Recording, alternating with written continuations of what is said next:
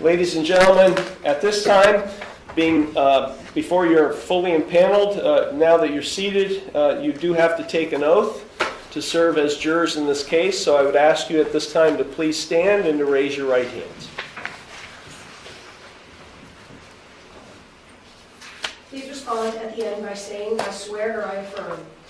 Do you swear or affirm that you will diligently inquire into and carefully deliberate all matters between the state of Ohio and the defendant, Donald R. Fink, and that you will do this to the best of your skill and understanding, without bias or prejudice? So help you God, or this you do as you shall answer under the pains and penalties of perjury? Thank you. This courtroom testimony reveals a tense moment between family members after an argument escalated into an alleged death threat.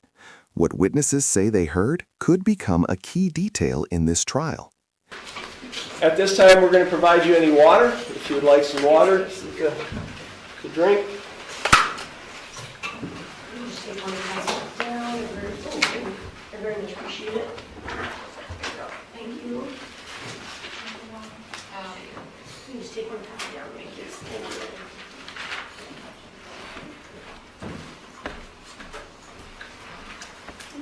If you have coats on that you would like to take off, we can place them in the first row so they're not in your way. If you would like to do, just put them on the back of your chair so they're out of your way, whatever you would like. Guys need water? Yeah? John, you're good? No, I'm good. Thank you. Sir, do you have a water? I'm good.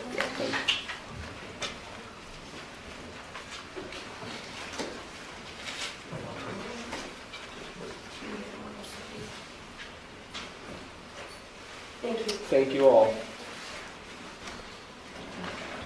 So I'm going to go through some introductory instructions with you at this time. As you already know, as I've indicated to you as prospective jurors, you will not be permitted to use your cell phone while this trial is going on.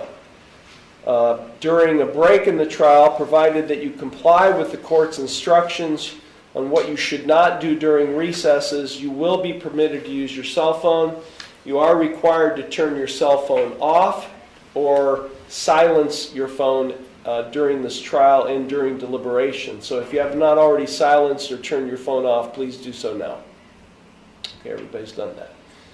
And you are prohibited, as I said, from using it except during breaks.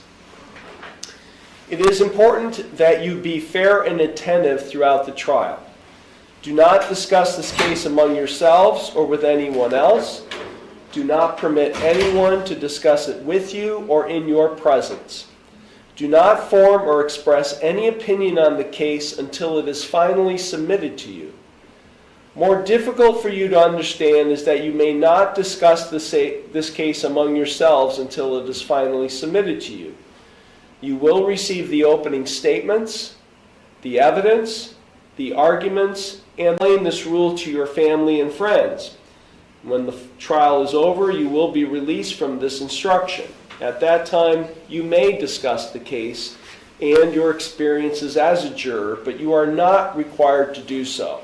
Until that moment, you must control your natural desire to discuss the case both here and at home or on the telephone. The court instructs you not to talk or converse with the attorneys or the parties, Mr. Fink, or any of the witnesses during this trial. Likewise, the participants in the trial must not converse with you. If anyone should attempt to discuss the case with you, report the incident to the court or to the bailiff immediately. You may not investigate or attempt to obtain additional information on this case outside the courtroom. It is highly improper for any one of you to attempt to do so. Ladies and gentlemen of the jury, the court and counsel will work on this trial as promptly as possible. Sometimes delays occur, however, through nobody's fault. Motions come up during the trial that must be heard outside of the hearing of the jury. At other times, other cases unrelated to the case on trial come before the court for emergency action and need immediate attention. There may be times when you are sitting in the jury room not hearing evidence. But that does not mean that we have forgotten about you or that the court is not busy. I apologize for these delays in advance, and the court will keep you informed about these matters. The procedure for the trial is controlled by statute. First, counsel for the state of Ohio, the prosecutor, will outline in an opening statement what he expects the state's evidence will be. Counsel for the defendant may then state what his evidence will be. These statements are not evidence. They are a preview of the claims of each party, designed to help you follow the evidence and understand the case as it is presented. Then each side offers evidence to support its claim. In the presentation of evidence, the plaintiff, state of Ohio, proceeds first. Thereafter, the defendant may offer evidence, and then the state of Ohio may offer rebuttal evidence.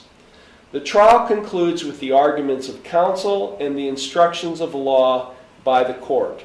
Thereafter, you will deliberate upon your verdict.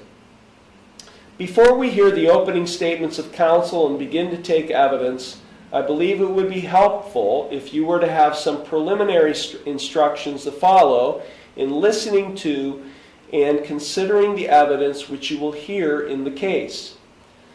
Later, after you've heard all of the evidence and closing arguments of counsel, I will give you further instructions covering additional law which you are to follow in the case.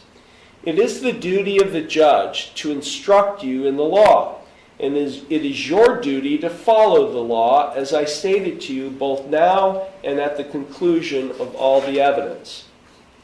First of all, it is your exclusive duty to decide all questions of fact submitted to you. In connection with this duty, you must determine the effect and value of the evidence.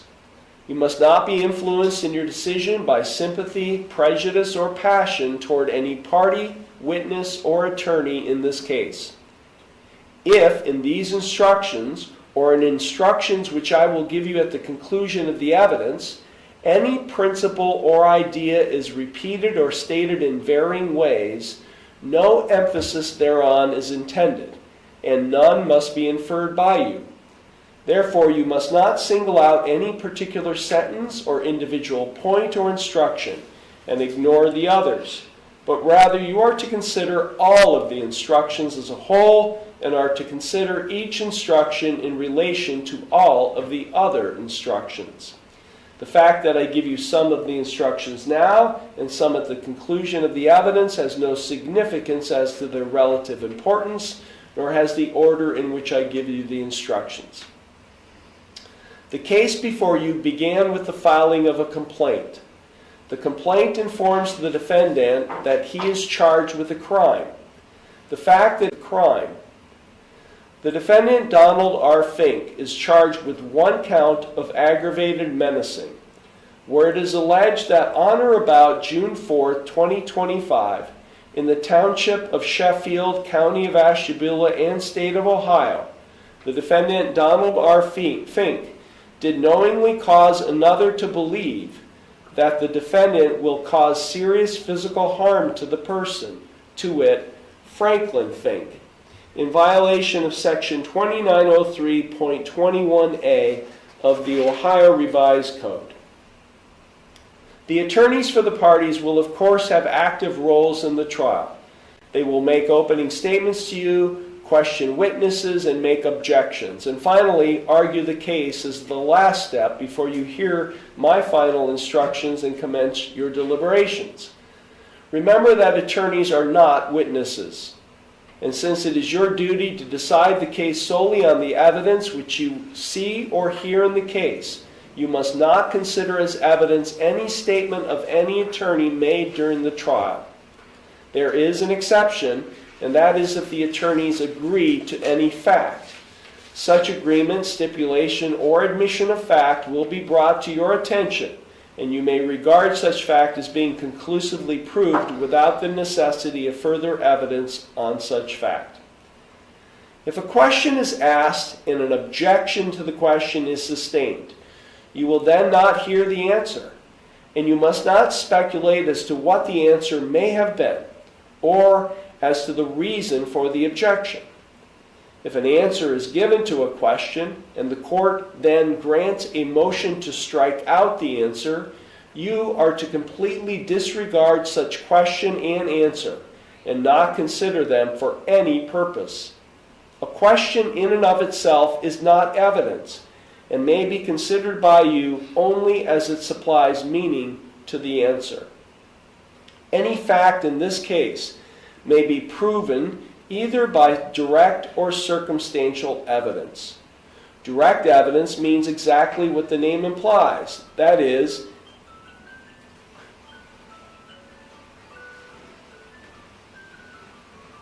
I apologize.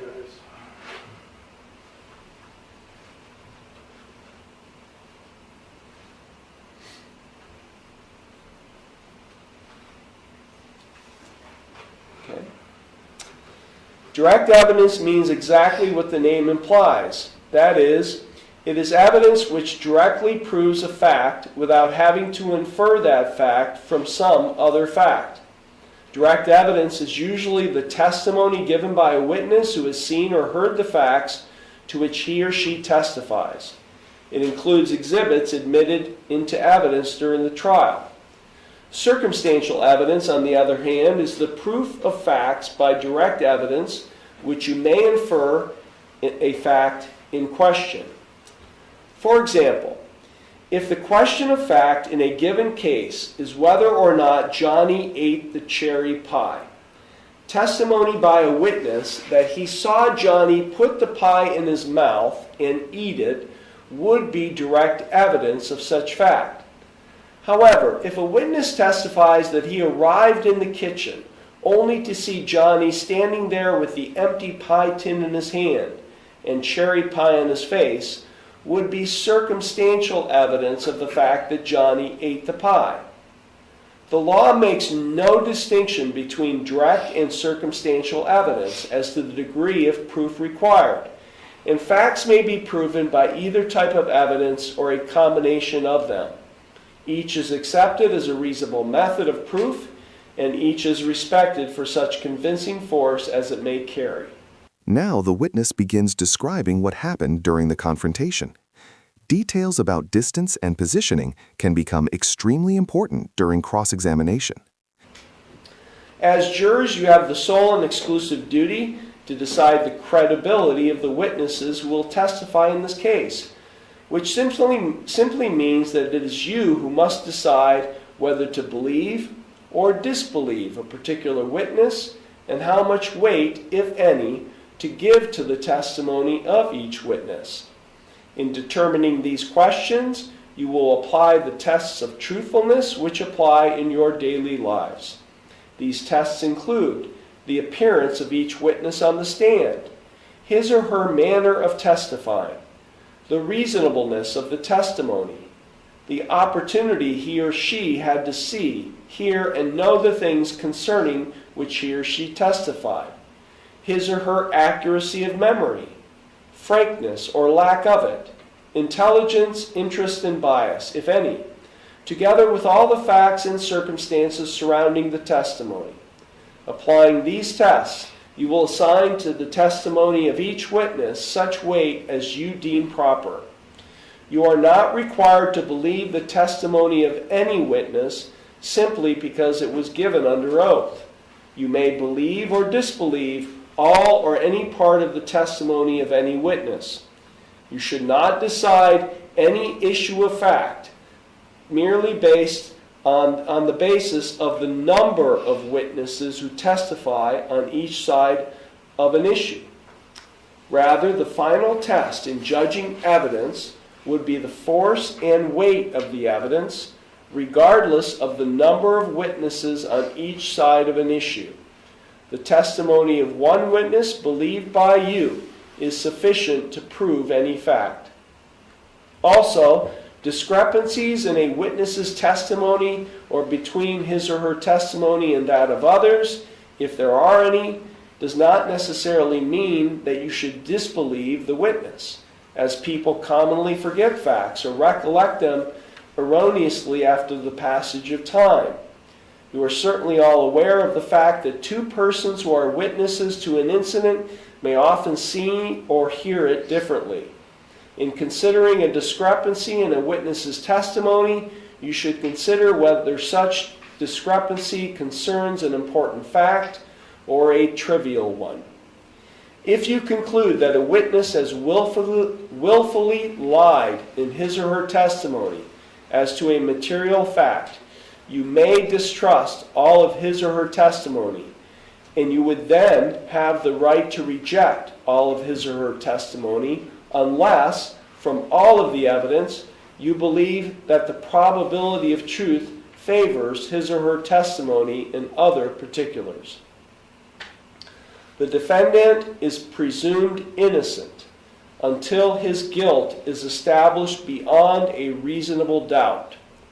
The defendant must be acquitted unless the state of Ohio produces evidence that convinces you beyond a reasonable doubt of every element of the crime charged in the complaint. Reasonable doubt is present when, after you have carefully considered and compared all the evidence, you cannot say you are firmly convinced of the truth of the charge. Reasonable doubt is a doubt based on reason and common sense. Reasonable doubt is not mere possible doubt, because everything relating to human affairs or depending on moral evidence is open to some possible or imaginary doubt.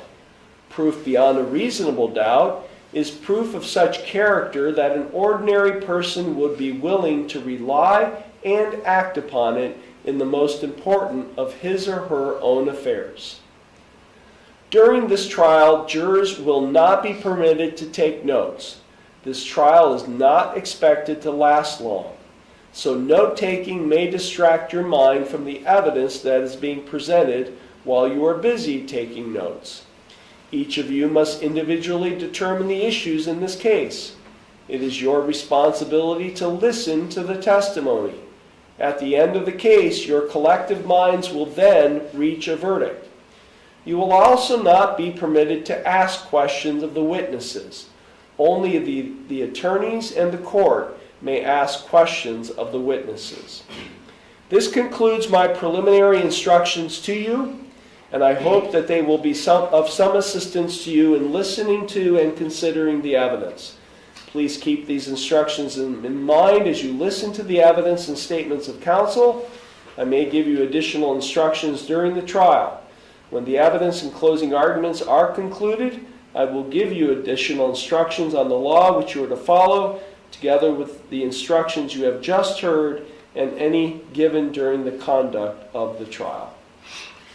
At this time, counsel for the parties may give an opening statement. Opening statements of counsel are concise and orderly descriptions of each side. Each side will address you once during the opening statements. And the state of Ohio will go first. Mr. Lewis? Thank you, Your Honor.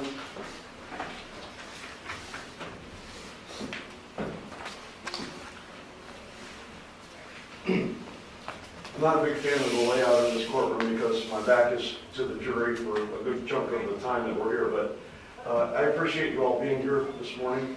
It's a very important thing that you're doing for the city, for the state, and really for our system of justice in this country. So on behalf of my office and the state of Ohio, very much appreciated that you're here. So the alleged victim of the aggravated menacing charge here is Franklin Fink. That would be the defendant's uncle. Franklin lives on Gageville Monroe Road in Sheffield Township. On June 4th, 2025, the defendant arrived at Franklin's residence and pulled into his driveway. Franklin was there. He was outside with a couple of his friends, one of which you're going to hear from today. His name is Dwayne Lester. He will be testifying in the case, as will Franklin Fink. It started to get dark outside, and the two visitors decided that they would like to leave, but the defendant wouldn't move his truck to allow them to leave. Franklin then walked up to his nephew's truck, asked him to move the truck. That's when Donald Fink threatened to kill him, and he threatened to kill him on a specific date. He threatened to kill him on August 11th. August 11th would be the anniversary of the date that the defendant's brother, Stanley Edwards, hung himself in the woods on Franklin Fink's property. According to Franklin Fink, the defendant blames Franklin for Stanley Edwards' death. And so there's a reason, according to Franklin, that his nephew would threaten to kill him, and that Franklin took that threat seriously. After the first threat to kill him, at this point, Franklin tells him, asks the defendant to leave again. The defendant gets out of his truck, gets right in Franklin's face, and starts screaming at him right in his face. After a few minutes of this, Franklin threatens to call the cops, call law enforcement. The defendant then gets back in his truck, threatens to kill Franklin again, and leaves while Franklin is dialing 911. Hold on. I'm sorry. What is going on here? It's my sugar alarm. Oh, I'm sorry. I thought that was a cell phone. I'm sorry, Mr. No, it is on my cell phone, but it's my sugar Okay. alarm to tell me that my sugar's dropping. That's okay. Does anyone else have an alert like that? First break, I'm gonna go get a candy bar. Do you need something now, sir? No. I mean, we'll get you something now. Do you, No, I'm good. you good? Yeah. Okay. Positive. Okay. I'm sorry, Mr. Lewis. That's okay, Your If you Honor. want to start that whole section all No, over. so anyway, Franklin threatens to kill him again, or not Franklin, Donald threatens to kill Franklin again, while Franklin is calling 911. The defendant then gets back in his truck and leaves. After the 911 call, deputies arrive, gather information from Franklin. They attempt to contact the defendant, but they were unable to do so. And to this day, the defendant has not spoken to the Asheville County Sheriff's Department about his version of what happened here. So that's basically it, ladies and gentlemen. It should be a short trial, not a very fact-intensive fact pattern here. But after you've heard and seen all the evidence, I will be asking you to return a verdict of guilty on the charge of aggravated menacing. Thank you. Thank you, Mr. Lewis. Mr. Loftus? Judge.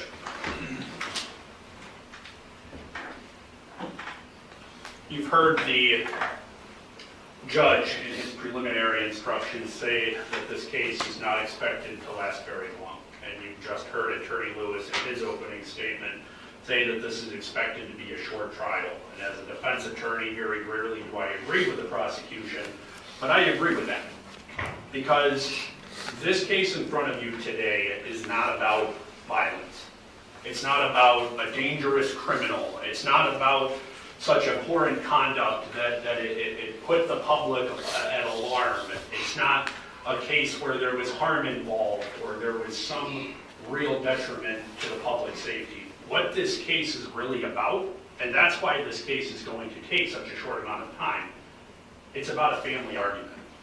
You already heard the state of Ohio say that this is between a nephew, my client Donald Fink, and his uncle Franklin Fink. And there are some things that you're going to see and hear in this case that my client is going to tell you directly. He is going to tell you that he was at Donald Fink's house on June 4th of last year, that he pulled in the driveway. He will tell you that he pulled into the driveway because that was his brother Stanley's birthday.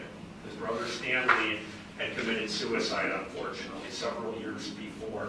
And the house that the victim in this case lives in is the last place Stanley was living before he took his own life. So on his brother's birthday, he did go to Mr. Fink's house.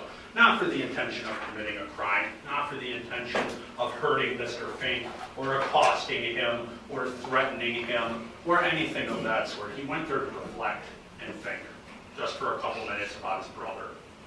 That's when Mr. Fink is confronted by his Uncle Donald, and an argument ensues. Words are exchanged. Words are exchanged between both parties. There's things going back and forth between both of these gentlemen.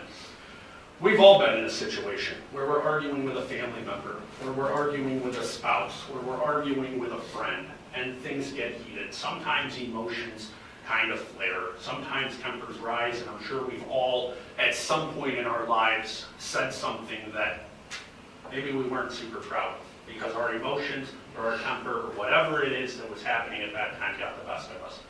But that is what this case is about. As the jury sitting here, you're not going to see injuries. You're not going to see damage to any piece of property. You are going to hear simply what I have been saying thus far, is that they had an argument. They had an argument like a lot of people do. Emotions were high for my client. That's kind of a significant day in his life. And when he showed up, he expected to think about his brother and take some time out of his day, but he certainly didn't expect to get criminally charged.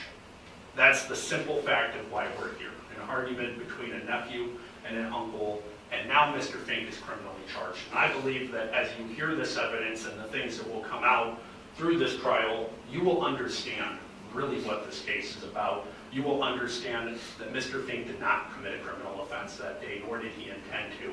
And I believe at the end of this case and at the conclusion of all of the evidence presented, you will find my client not guilty. Thank you, Mr. Loftus. Okay. Before we take evidence, Mr. Hart, you okay? Oh, good. Okay. If there's something comes up, you please interrupt. Oh, I will. Okay. Thank you. Okay, Mr. Lewis, call your first witness. Franklin Fink, Your Honor.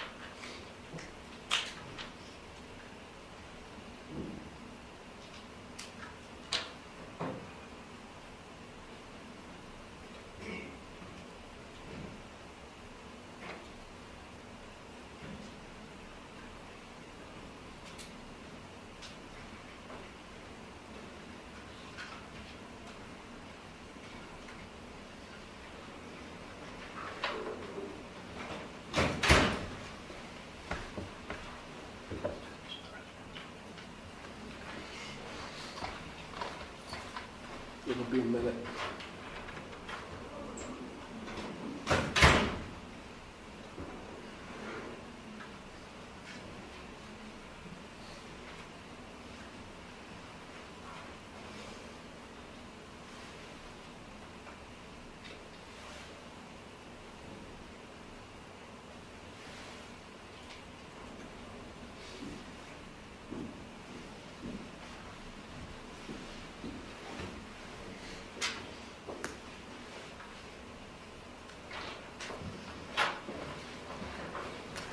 So if you want to step forward, you will be sitting there, but before you're seated, if you could raise your right hand. Do you solemnly swear or affirm that the testimony you're about to give is the truth, the whole truth, and nothing but the truth, so help you God? I do. Okay, you may be seated. Please make sure your voice is projected throughout your testimony, okay? Yes, sir. Okay, you may begin. Thank you, Your Honor. Mr. Fink, would you please state your full name and spell your name for the record? Franklin Dwayne Fink, Franklin Duane Fink. And sir, where do you live?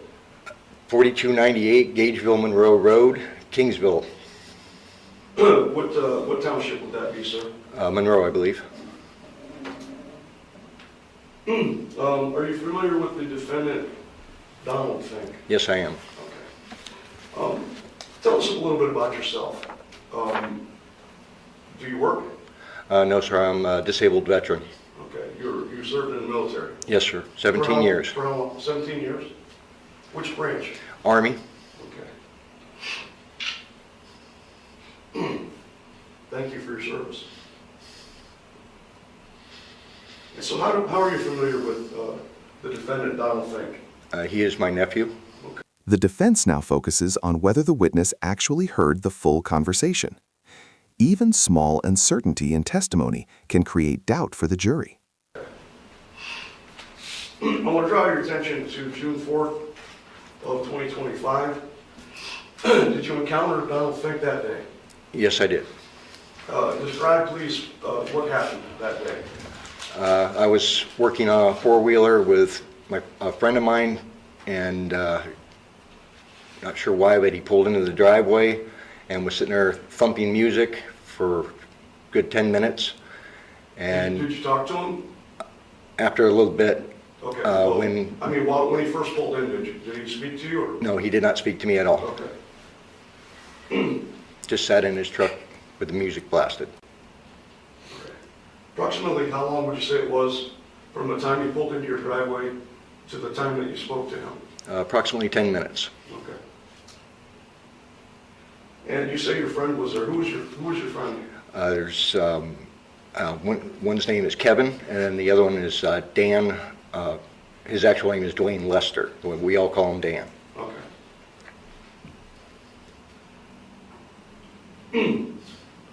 What was the defendant driving that day, if you recall? It was a GMC, I believe it was silver. Okay. And so he pulls in the driveway, he's there for maybe 10 minutes. You said he was playing music? Yes. Correct? What happened next? Dan needed to leave, so I walked up to the side of his vehicle. I actually have a guardrail next to my driveway to keep people from driving through the grass.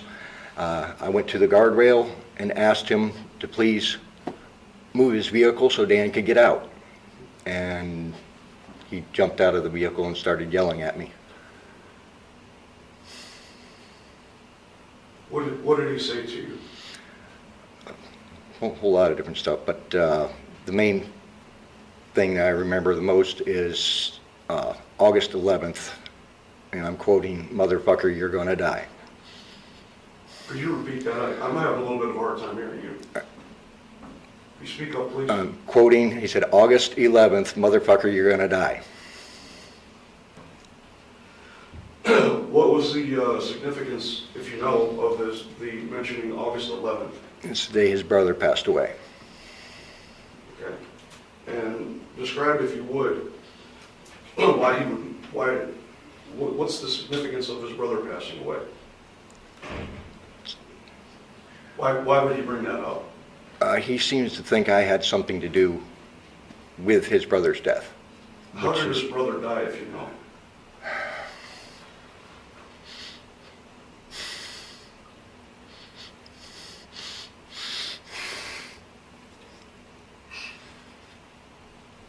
He took his own life. How and where did that happen? He hung himself on my property.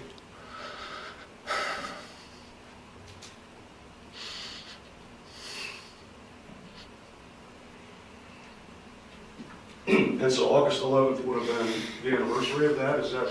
Yes. Okay.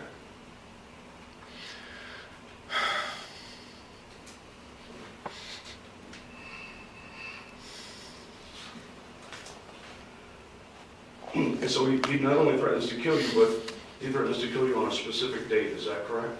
Yes, sir. Okay.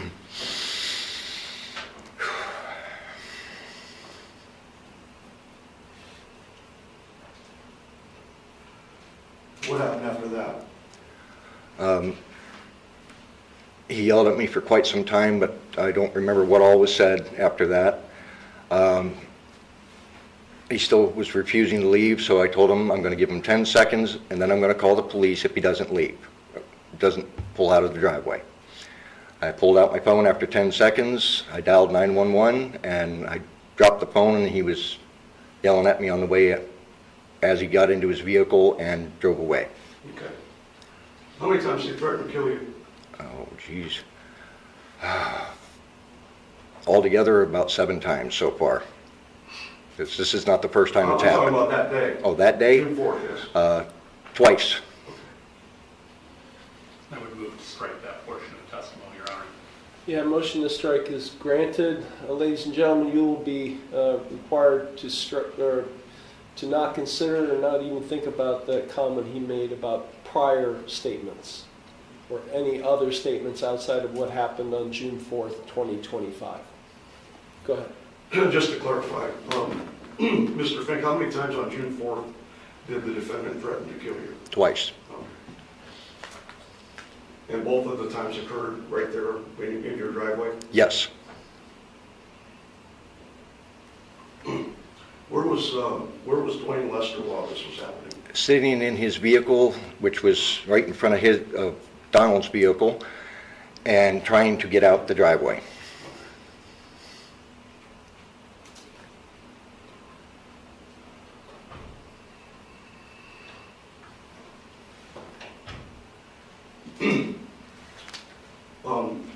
Did you notice anything about the defendant that day? He reeked of marijuana and alcohol. Okay. I could smell it because he was directly in my face, right about here. You got it right in your face? is that Yes. correct? Okay.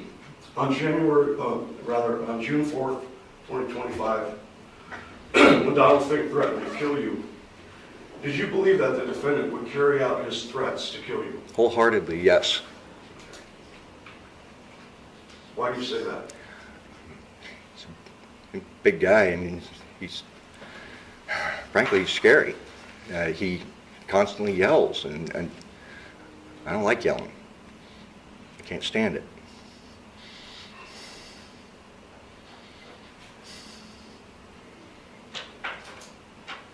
And so you were concerned that he would carry out his threats to kill you? Yes. I was very concerned. And is that what led you to call 911? Yes. Okay. Thank you, Mr. Fink. No further questions at this time, Your Honor. Thank you, Mr. Lewis. Mr. Loftus, cross-examination. Thank you, Judge.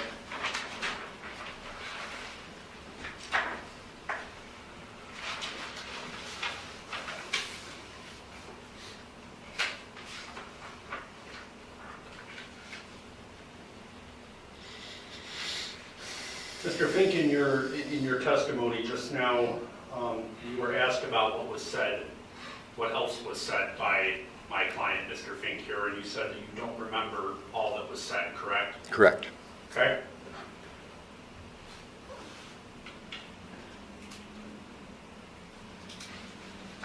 Why don't you remember? Sometimes when someone yells at me, my mind shuts down a little bit because I go into defensive mode.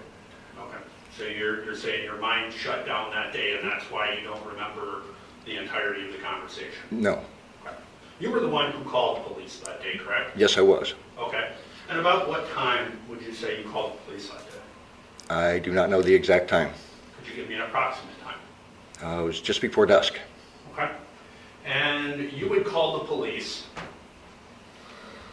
and the police answered, correct? Yes, But then the police ended up calling you back. because I dropped the phone. It was as he was pulling out the driveway. And when the police called you back a second time, you had a conversation with dispatch about requesting assistance to come out to your house, right? Yes, And in that phone call, you admitted to dispatch that you had been drinking that day, correct? yes. Okay. How There's much were nothing you- wrong with me drinking. How much were you drinking that day? I'd only had about 3 drinks because it was not quite night yet, and I usually drink to sleep. How often do you drink? Almost every night. What time did you start drinking that day? I'd had 1 beer around noon, but didn't have anything else until later that afternoon. What did you have later that afternoon? Let's see, vodka and strawberry juice. Okay. And how many did you have of the vodkas and strawberries? That's actually irrelevant because he was gone when I started drinking it again. How many vodka and strawberry juices did you have that day, Mr. Fink? Just one. So if you had a beer around noon, and then you had one vodka strawberry, but you said you had 3 drinks that day, so how many vodka strawberries did you actually have that day, Mr. Fink? Just the one. I had a beer prior to that. Okay. So you didn't have 3 drinks, you had 2. I'm going to object. Overruled, go ahead. You, in your testimony, you told me just now that you had 3 drinks. Yes. You said you had a beer at noon, and then you had 1 vodka strawberry. Where is the 3rd drink? I had a beer before the strawberry, right before I drank it. I was settling in for the night. Okay.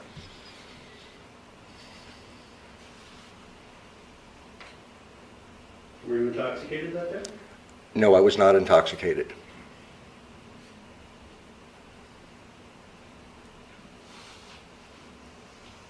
And you said you were settling in for the night, but your 2 friends were still over at your house, correct? No, they left right after he left, Okay. as they were trying to get out the driveway So you were drinking because you were settling in for the night, right? after he had left. And after you had started drinking at noon that day, correct? You're mixing my words. I think you testified that you started drinking at noon that day. Yes, I had a beer. Okay.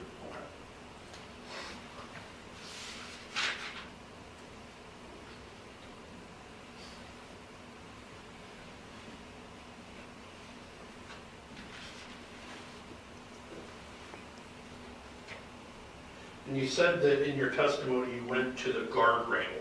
Can you Yes. kind of explain that for me? It is a guardrail that I put in the ground in my yard so that vehicles would not go into the grass. Okay. How far away, if you had to approximate for us, how far away is your guardrail from where Mr. Fink's truck was in your driveway? Approximately where he is sitting right now. Okay. So you didn't walk up to the truck? No, I did not. May I approach, Your Honor? You may.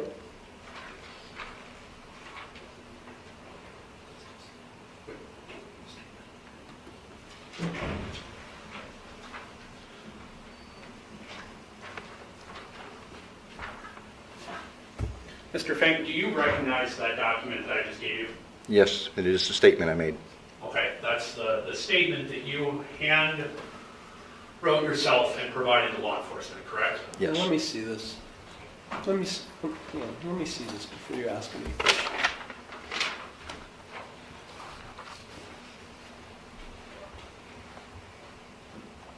But I do not have my Hold on, glasses. yeah.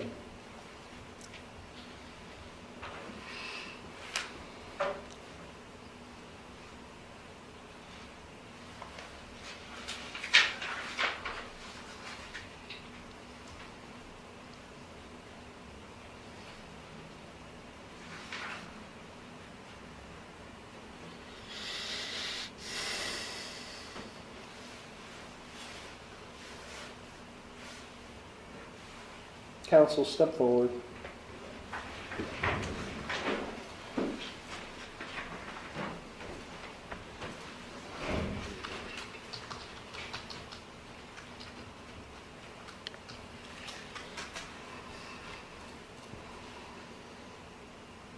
Scribe makes step-by-step guides for any process with AI. You know what's terrifying? What's your purpose? What?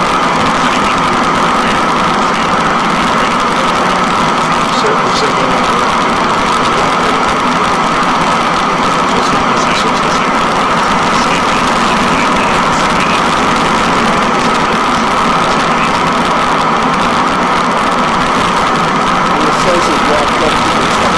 And you're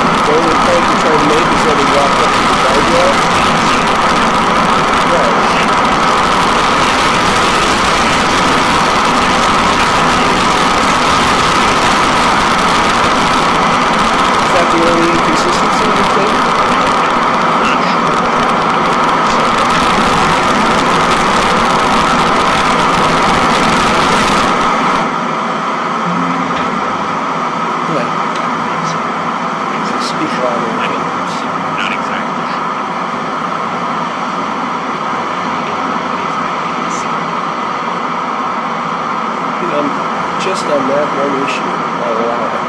But guardrail traffic, that's it. You're not allowed to use these statements unless there's a prior inconsistent statement. And that's the only inconsistency I see. So I'm going to give you a little leeway on that. Okay?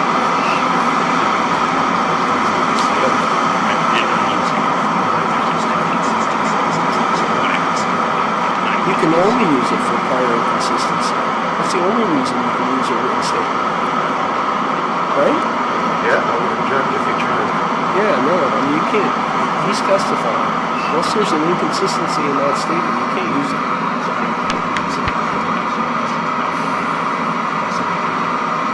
About what?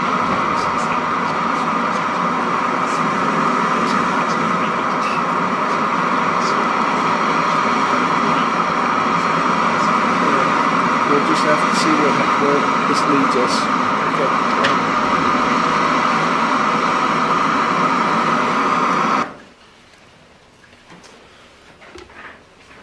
Do you want to mark that? I will mark it. Letters or numbers for defense do you prefer, Judge? I don't know what. I usually use letters, you know. I'll mark this as defense exhibit 1, Judge.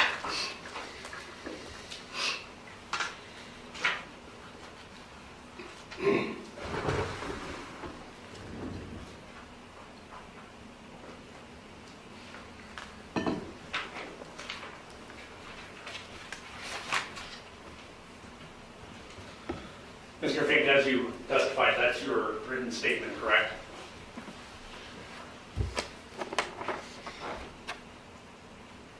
I do believe so. Okay. And in that written statement, you tell the officers, you handwrite in there, that upon seeing the truck there, you walk up to the truck, correct? I did not walk up to the truck. But that's what's included in your statement right there, isn't it? I can't read it. I don't have my glasses. May I approach again, Your Honor? You may. Mr. Fink, does it sound fair to say that that you in your statement provided, I was talking to two of my friends, Dwayne Lester and Kevin. It was getting dark and they both decided to leave. Hold on. You're not reading the whole statement. Not the whole statement. Well, then get to the point.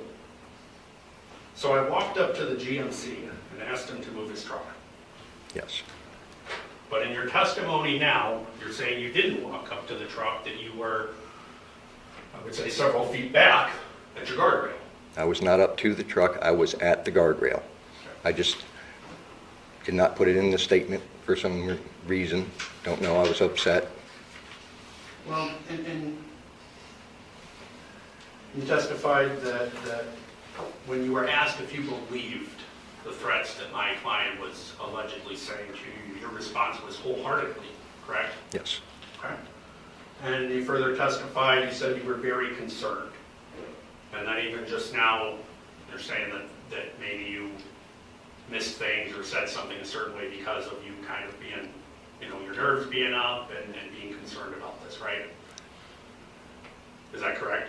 I'm not sure what the question is. Your testimony was that you wholeheartedly believed what Mr. Fink said to you, right? Yes. Your testimony is that you were very concerned, correct? Yes. Okay. I believe. But it's true, Mr. Fink, that the officers responded to your house on June 4th, right? Believe so. Okay. I believe that was the date. And when they were there, they gave you a form, the victim statement form, to fill out, but you declined to fill it out at that time, correct? No, they told me to take it with me. Okay. You didn't fill out the form the day that this happened, correct? I needed my glasses, and I filled it out within a few minutes. They gave me a website to send it to. And you ended up submitting your form the day after this to the Sheriff's Department, Correct. correct? Yes. And you said your reason for not filling out the form at the time it happened was because you needed your glasses? Yes. Where were your glasses at? In my house. Okay, so could you have went inside the house, got your glasses, and provided a statement at that time? The officer said something about having to go somewhere. I don't know what I don't remember the reason. I was pretty upset.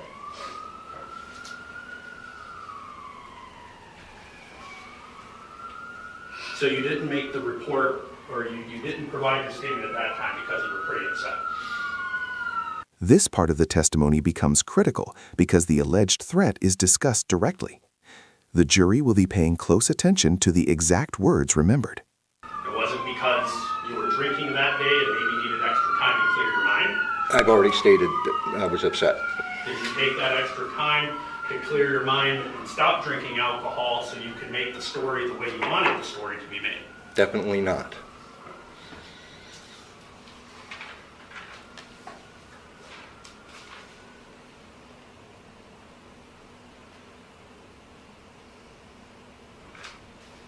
During this altercation with your nephew, what did you say to him?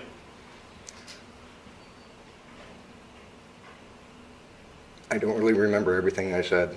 Okay. Well, do you remember some of what you said?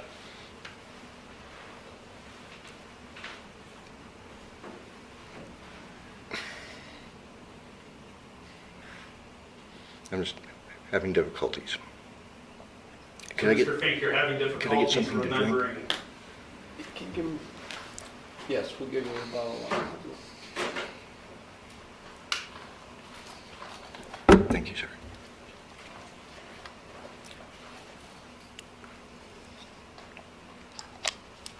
Mr. Fink, you're having difficulties remembering anything you said because you were upset, but it's pretty clear that you remember what Donald said, Well, it's correct? not the first time he said it. That's not what I'm asking, and Your Honor, I would move to strike that response as non-responsive. Response is stricken. Ladies and gentlemen, you now consider that response. Answer the question, Mr. Fink.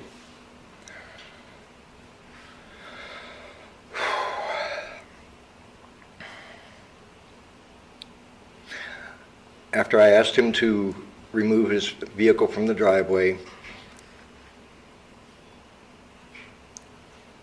that's when he jumped out, started yelling at me, and I honestly don't remember the rest of what was said.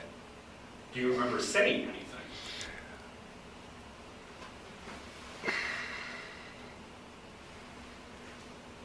Other than what I've stated, no.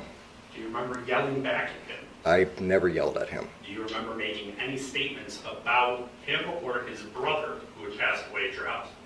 Oh, that is a definite no. Definite no. I would never say anything about his brother.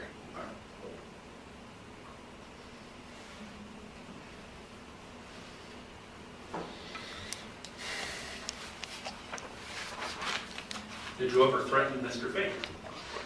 I don't threaten people, sir. Anyone.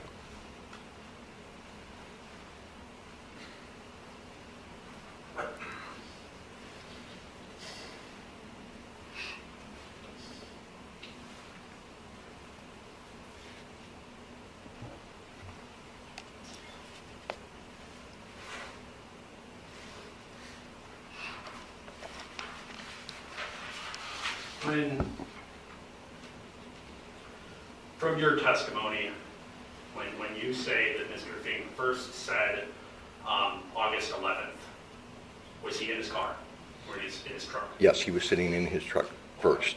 Time he said it, the second time was directly in my face. Okay. And when he said it, did he have any sort of action towards you? Did he lunge at you? He came directly up to my face and was standing here yelling and spitting all over me while he was yelling.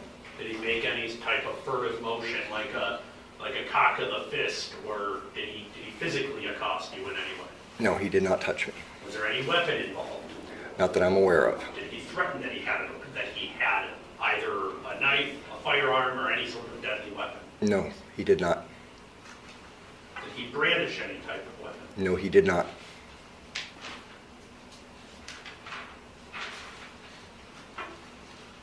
And after having this disagreement, you said that Mr. Fink ultimately got in his truck and left, right? Yes, he did.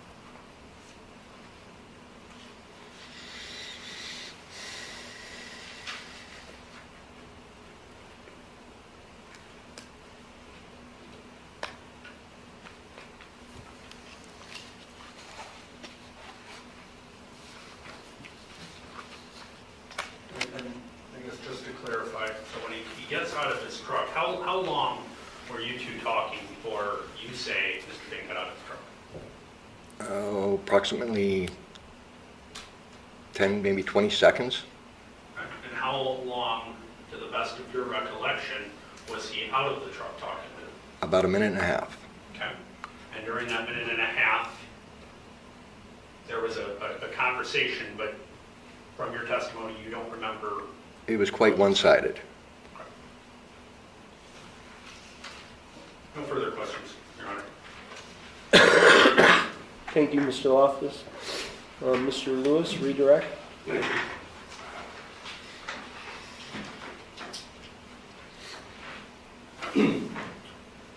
During the period that Donald Fink was at your residence, prior to you approaching him, did he, or when you spoke to him, did he ever say why he was there? I know he did not. So he just came, pulled in your driveway, and sat there. Yes. And you don't know, you didn't know why? Did you know why he was there? No, sir, I did not. Okay.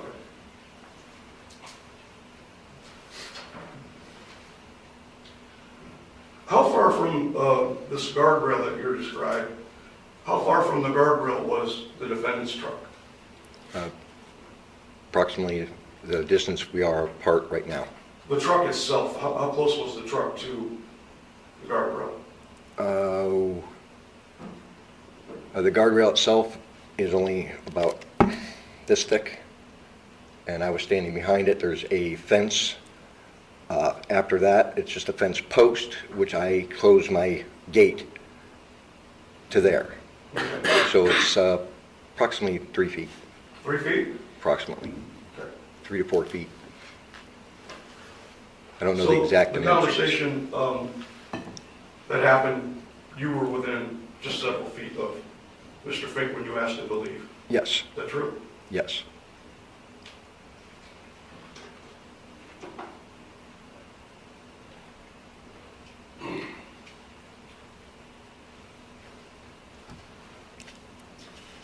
What was Donald Fink's demeanor like that day? Extremely angry. He said he got right in your face. Yes, sir. How close was he to your face? Within less than an inch. Okay. And when this man threatened to kill you, did he mention the August 11th date both times? Yes, sir. Okay.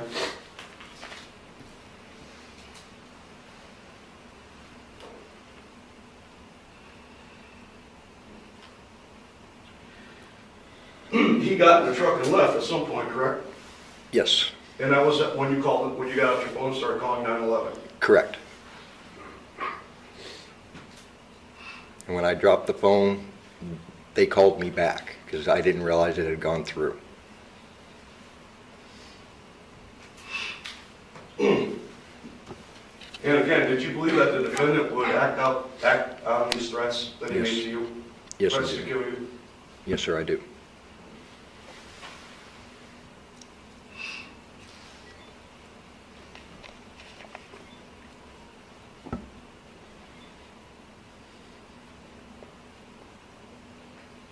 Thank you. No further questions. Mr. Fink, I have one question. Yes, sir. You mentioned that your residence where this happened was in Monroe Township? I'm not 100% certain on the township. Could be, they moved the sign quite often, actually. It's been moved 3 times in the past couple of years. Okay, so you're not exactly sure which township you live in? Correct. It's 4298 Gageville Monroe Road, Kingsville, Ohio. And that's Okay. all I can tell you. Kingsville address, but you're not sure which township? Correct. Okay. Not 100% certain. Okay. Thank you, sir. You're excused. Thank you, Your Honor.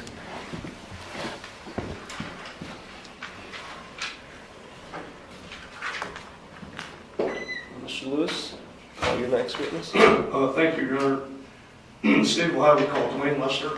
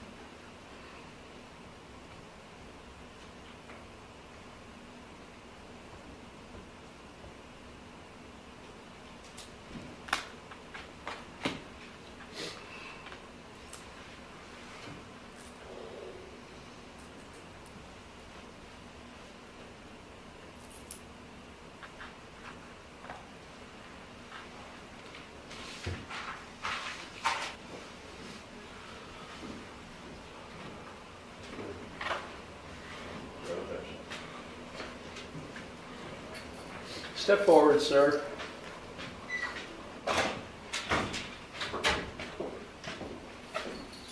Okay, sir, you're going to be sitting here, but before you sit down, if you could raise your right hand for me. Do you solemnly swear or affirm that the testimony you're about to give is the truth, the whole truth, and nothing but the truth, so help you God? I do. Okay, sir, you may be seated.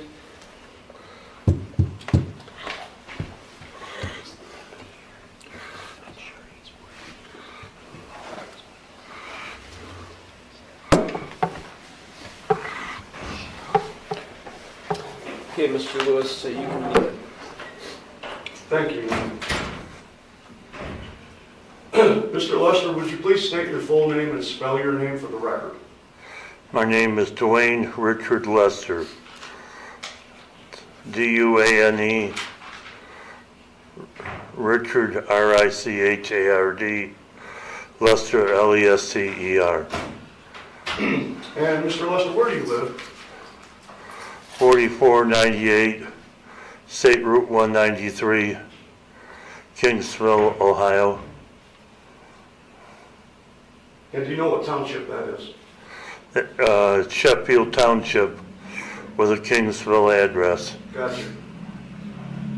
And are you familiar with the defendant here, Donald Fink? Yes. Okay, how long have you known Donald Fink? Probably about 6-7 years. Okay. And how about Franklin Fink? Are you familiar with him? Yeah, I've known him since he moved here from Texas. Since what? I've known him since he moved here from Texas. Okay. You know approximately how long ago that was? Not exactly. I know he was here before his father died. I think possibly 4 years. I'm just guessing. Okay. Maybe 4 years. Okay. I want to draw your attention back to June 4th of last year. Did you have contact that day with Donald Fink? I was sitting in my car to leave down Wait there. a minute, I'm going to back you up before that. Did you have occasion to go, did you have contact with Franklin Fink that day? I was down visiting Franklin Fink that day. Okay. Do you remember approximately what time of day that was? All I can remember, I think it was getting dark. Okay. And so, do you know Franklin Fink's address, or what road does he live on? His current address, I don't remember the name of that road down there. Is it far from your house? It's about 5 miles from my house. Okay. So you went to Franklin Fink's house that day on June 4th. What, if anything, happened with regard to the defendant? Was he there too? He showed up as I got my car to leave. Okay. Go ahead. He got out of he pulled in the driveway.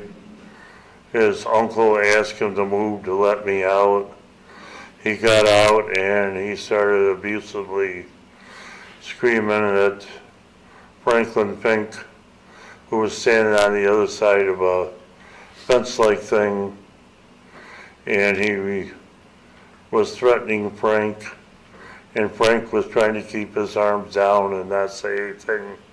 No contact was made at that time, but he threatened to kill him, and Donald has a history of making threats. Let's not go into Donald's history. Okay, Let's not go into that.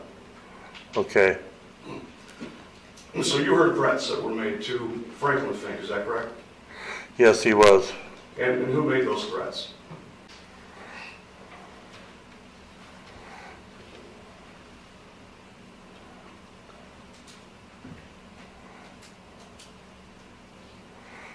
What happened next after the threats? Well, he was screaming whatever, and then he finally moved to, well, the sheriff department was called. He finally let me get out of the driveway. I left. Okay, And then I came back a little bit later to see if Frank was okay. okay.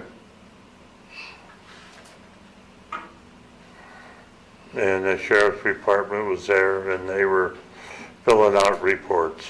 Okay.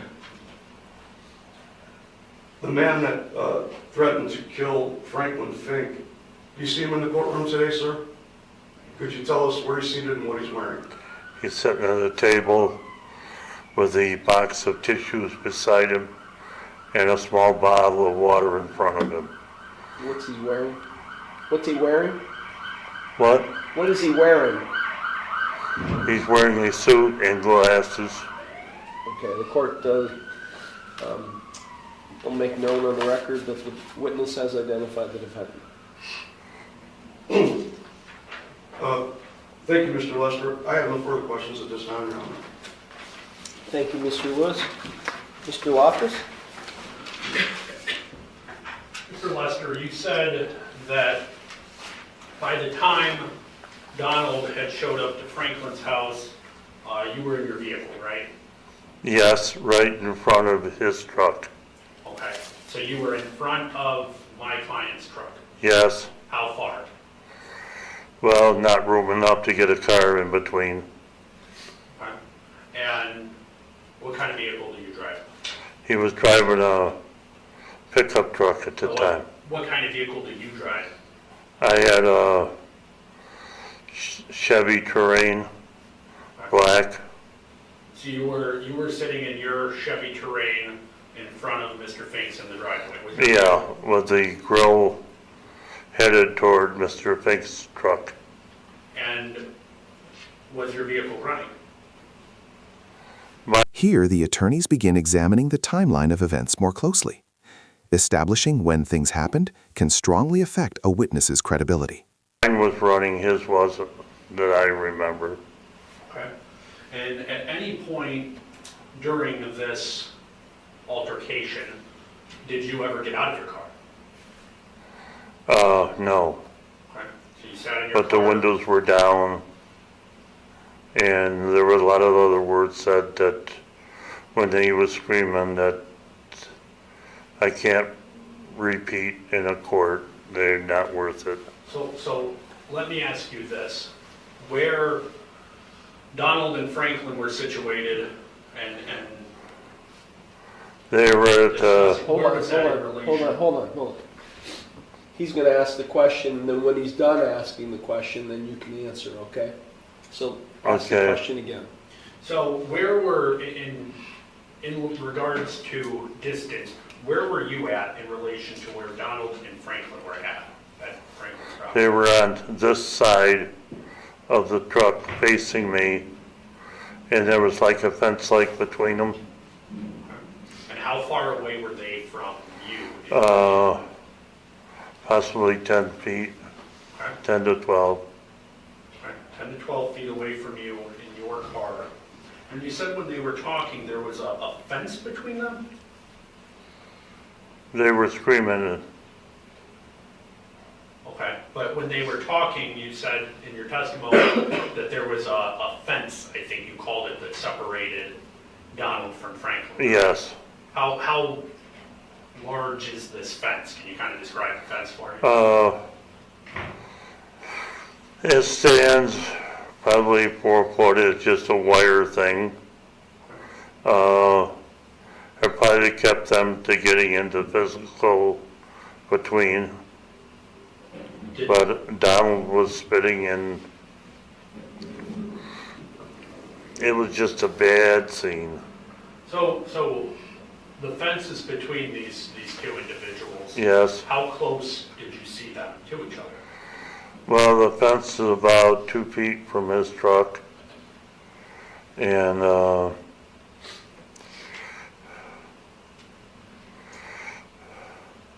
so it really wasn't far from me, and they stayed on each side of the fence. No, I guess I'll clarify my question.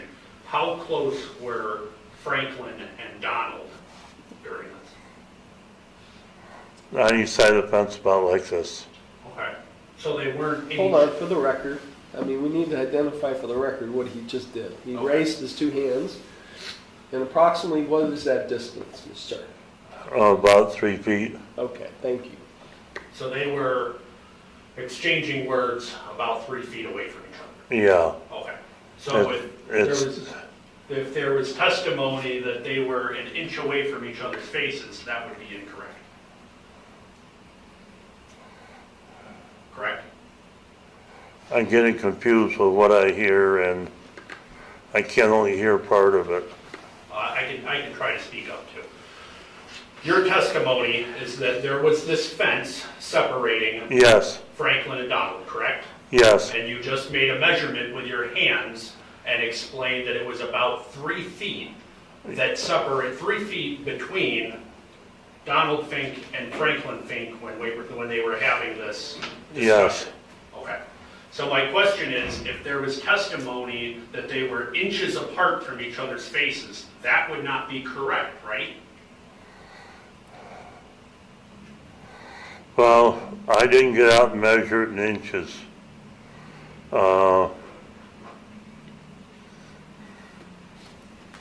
But this started over him being asked to move the truck to let me out. Okay. And And I understand that, but I'm just asking about trying to get an idea of the testimony here and what you're trying to explain. So you're saying they were feet apart when they were talking with each other, correct? well, they also were moving around, but nobody reached across the fence. Okay. And you heard yelling, right? Yes. Did you hear yelling from Franklin Fink? Not so much. I heard a lot from Donald. Did you hear any yelling from Franklin? From during- Frank, I heard him ask to move the truck to let me out to go home. Did you hear Frank use profanity or? I didn't hear that part. Actually, Mr. Lester, you didn't hear exactly what was said by either of these parties, right? I heard part of it, I didn't hear it all. Do you remember having a conversation with Officer Allen where you had said that you did not hear word for word what was said? I didn't hear it all.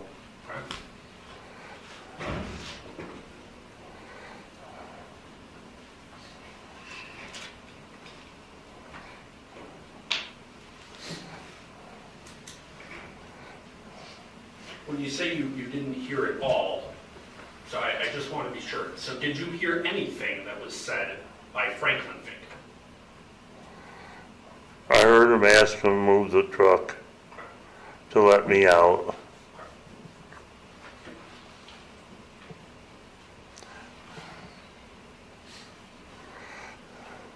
And when you were discussing And this, then there was the discussion, argument started. And,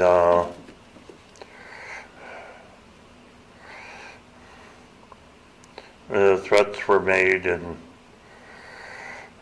I don't remember word for word everything was said. Do you remember what you had for dinner last night? Okay. So, yeah, we're not going to ask questions of the attorneys, Okay. okay?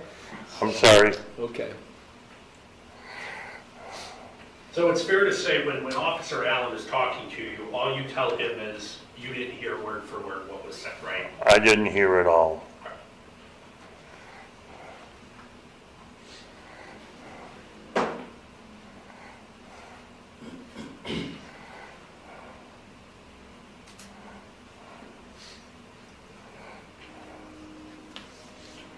How long had you been over Franklin's house that day? Probably about,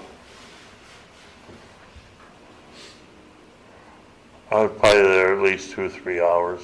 Okay. And what were you doing with him at his house? We were basically just visiting.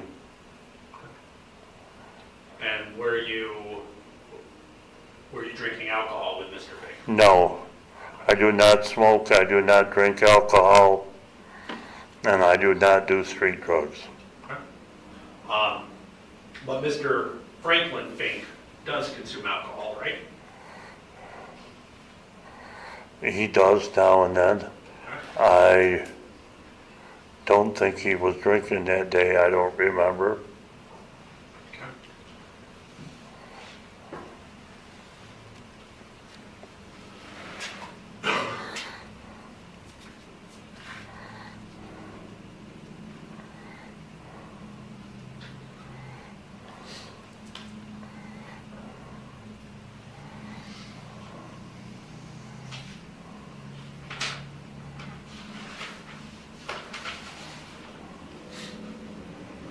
And then after Donald Fink left the driveway, that's when you left Mr. Fink's house, and then you returned sometime a little bit later in the evening, correct? I went home and then I came back.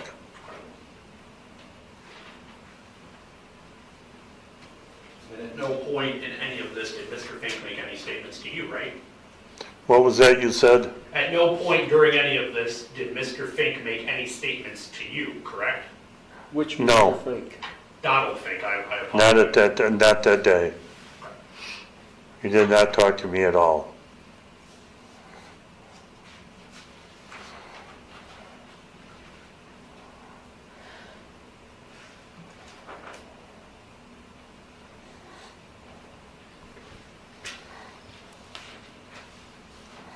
No further questions, sir. Thank you. Thank you. Any redirect, Mr. Lewis? Just briefly, Your Honor. Mr. Lester, what was Donald Fink's demeanor like when he got out of his truck? I'm going to object to that, Your Honor. Ready to, Hold on. Go ahead. I'm going to object as being beyond the scope of redirect. I believe that redirect would be the limited purpose for purposes of discussing things that I had brought up, so I would make an objection on that. Overruled. Go ahead.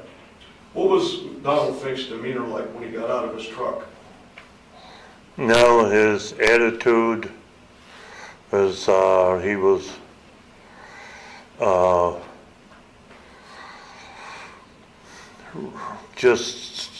he was very upset. He was looking for trouble. And, Hold on. there's personal family things at that time. Hold on. Motion to strike denied. Okay, keep going. The conversation between... Hold on. I'm sorry, Your Honor. I interrupted his answer. Oh, I'm Because sorry. we have a motion to strike, which I denied. Okay, Mr. Lester, you said you talked about his attitude, he was very upset. What else did you say? I said he was very upset, and it looked like he was ready for trouble at that time. Okay. And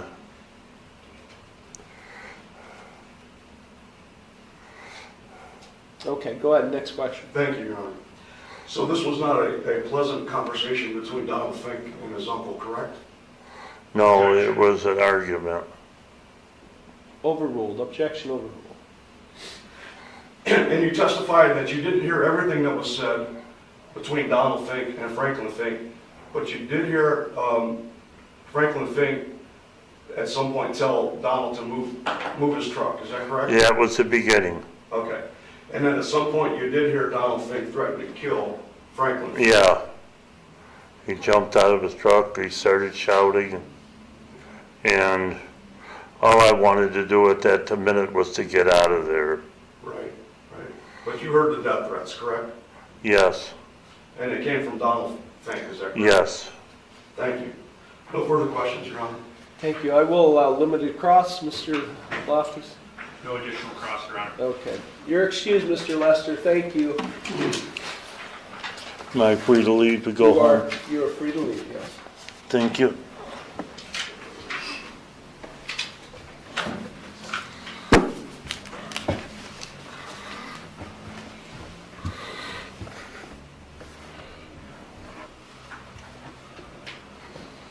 Call your next witness, Mr. Lewis. Deputy Mark Allen, Your Honor. I'm sorry,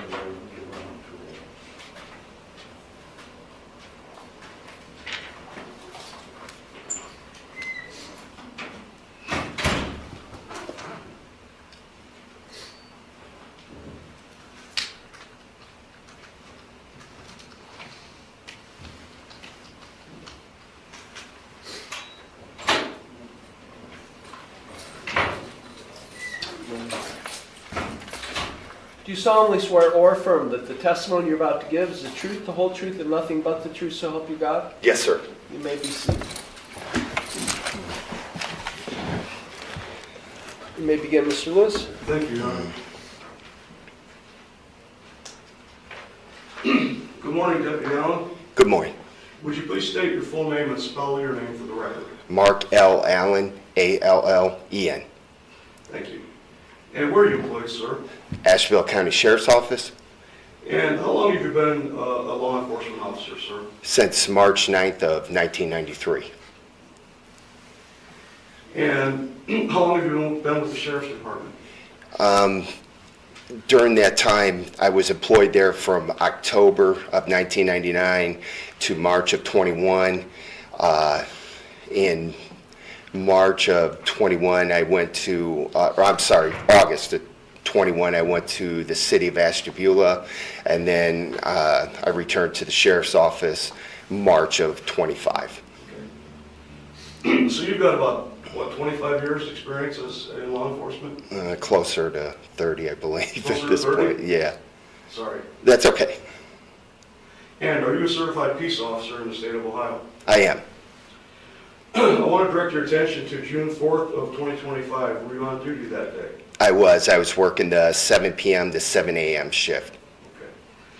Okay. And did you respond to an incident involving the defendant, Donald Fink? I did. And where did you go in response to that call? 4298 Gageville Monroe Road within Sheffield Township, Asheville County, Ohio. And what was the nature of the dispatch, sir? It was an open 911 call, which means that a call had came into our dispatch center through the 911 system. The line was open. Dispatch could hear two male voices. Okay. And so once you arrived at Gageville Monroe Road, what happened next? I met with Franklin Fink, learned that he was the person that had called 911. It was his cell phone, and he told me that he was on the property, he resides there. He was visiting with Dwayne Lester, was over visiting him when Donald Fink arrived. Okay. Did you get any information as far as what Donald Fink was driving? It was, I believe, a 2008 GMC truck. Did you get a license number for that truck? Yes, but I have to reflect on my report. I don't need the license number, I just wondered if... Yeah, we confirmed that there was a 2008 GMC truck registered to Donald Fink. Okay. Are you familiar with the name Stanley Edwards? I am. And how are you familiar with that? Through the course of my employment in law enforcement.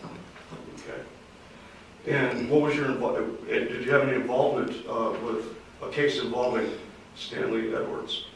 I'm going to object, Your Honor. I'm going to overrule, but just keep it short. Thank you, sir. Were you involved in any way with an investigation involving Stanley Edwards? I have been in the past, but not pertaining to what this incident was about. Okay, thank you. Fair enough.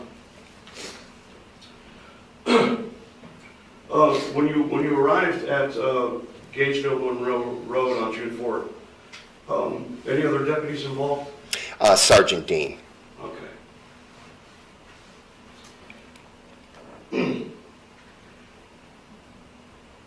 And what other than, so you indicated you talked to Franklin Fink. Yes.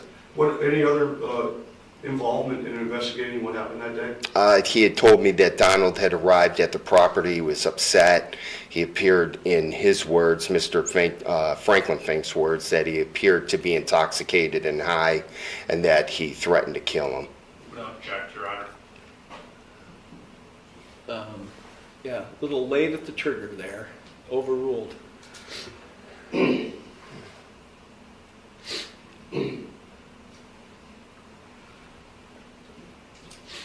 After you, other than speaking with Franklin, did you have any other involvement in the investigation? I did not. Okay. Did you ever, were you ever able to contact the defendant regarding what had transpired? I wasn't able to. I believe Sergeant Dean attempted. He was unable to.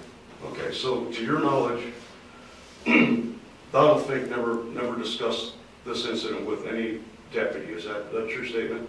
Not that I'm aware of. Okay. And attempts were made to contact him? Yes.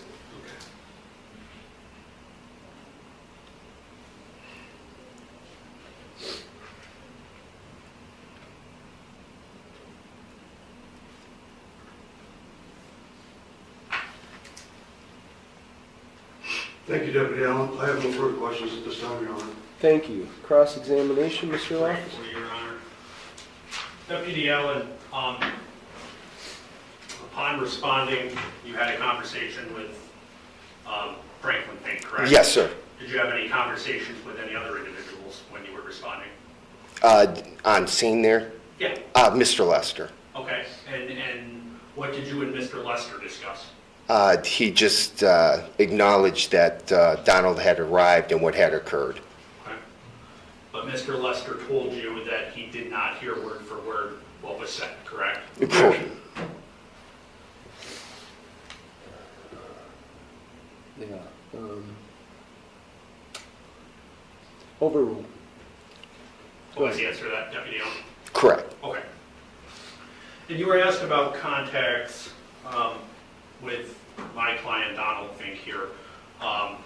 After responding and doing your investigation, did you ever try to call Donald Fink? I did not. Okay. Sergeant Dean was going to attempt to contact him, and we had other calls pending. Okay. When you testified that you confirmed the license plate that matched to my client, Mr. Fink, right?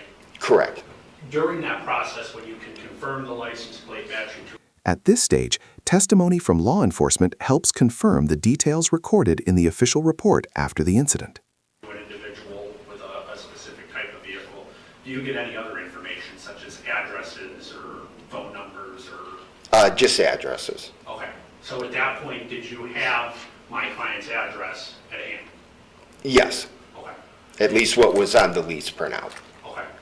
And prior to sending this report to the law department's office for review, did either you or Mr. Dean, to your knowledge, ever try to go and talk to Mr. Donald Fink about what happened here? I believe Sergeant Dean did. Okay. When do you believe he did that? That night, because I was going to answer other calls and he was going to attempt contact.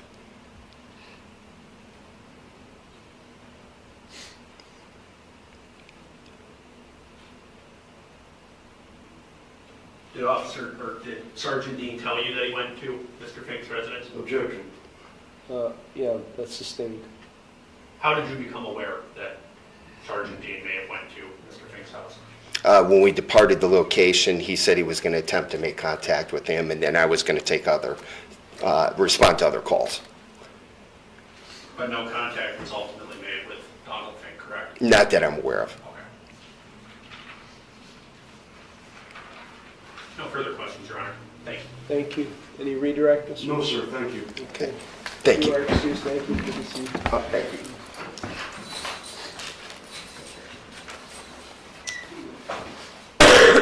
Okay, ladies and gentlemen, it's just about noontime, 11:55 to be exact. At this time, we're going to take a lunch break. And I'm going to provide you an instruction.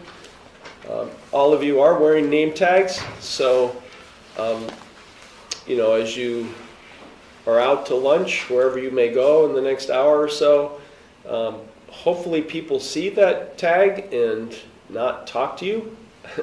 They may avoid you. Don't take offense to that. But if anybody attempts to talk to you about the case or whatever you're doing, avoid that type of conversation. You are not to discuss this case among yourselves or with anyone else. Do not permit anyone to discuss it with you or in your presence. Do not form or express any opinion on the case until it is finally submitted to you. You are not to independently research the case. You're not to conduct your own investigation. You are permitted to use your cell phones to make telephone calls, but remember the admonitions the court has provided you concerning your conduct during those calls and at all other times. It is, as I said, 11:55. I'm going to ask you to be back and we're going to take you down to council chambers, which is where your jury room is. That's the jury room, and I'm going to ask you to return at 1 p.m. No later than 1 p.m. And then at 1 p.m. After you all assemble, we'll restart this case. So please stand for the jurors. You can leave this, depart this way. All of you can go this way.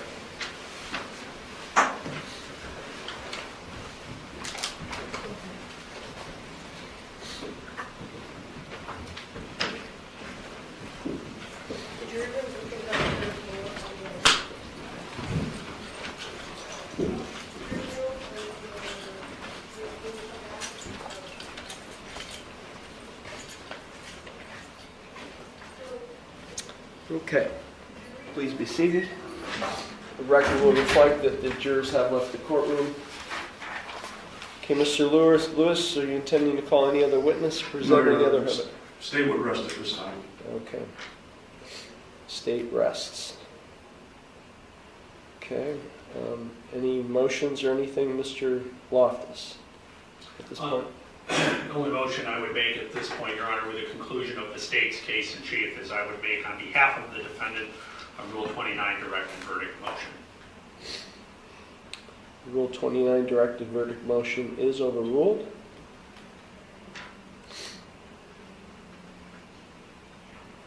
Okay. Going forward, Mr. Loftus, will the defense be presenting any evidence? We will, Your Honor. Okay. I anticipated I would be calling one witness only, the defendant in this case. Okay. Mr. Fink, you do have a right against self-incrimination, so you do have a right not to testify. That is your right. It's a constitutional right. It's my understanding Mr. Loftus intends to call you as a witness in this case. Do you understand your right not to testify and that you have that right? Yes, sir. Okay, and you still wish to testify, understanding that right? Yes, sir. Okay. Okay, so we will be back at 1 p.m. To get rolling. So, thank you. Thank you.